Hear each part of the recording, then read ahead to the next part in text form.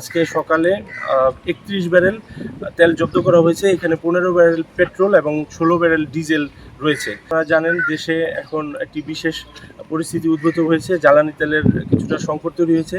এই প্রেক্ষাপটে আমাদের কলাপাড়া উপজেলার ফেরিঘাট এলাকাতে আজকে সকালে 31 ব্যারেল তেল জব্দ করা হয়েছে। এখানে 15 ব্যারেল পেট্রোল এবং 16 ব্যারেল ডিজেল রয়েছে।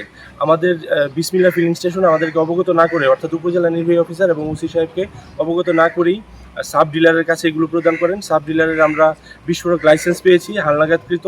তবে যেহেতু আমাদের পেট্রোল পাম্পটি ভোক্তা অধিকার সংরক্ষণ আইন 2009-এর 45 ধারা অনুসারে যথাযথভাবে এটি বিতরণ করেনি, তাই তাদেরকে আমরা জরিমানার আওতায় নিয়ে এসেছি। তাদেরকে 20,000 টাকা জরিমানা করেছি, অনাদায়ে 1 মাস বিনাশ্রম কারাদণ্ড প্রদান করেছি।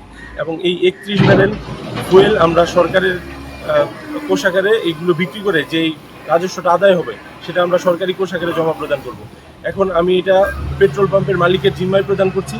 তিনি এগুলো আনলোড করে তার নিজস্ব শ্রমিকের মাধ্যমে এটা ডিস্ট্রিবিউট করে দিবেন এবং এর মাধ্যমে যে আয়টা হবে এটা আমরা দ্রুততম সময়ের মধ্যে সরকারি কোষাগারে প্রদান করব।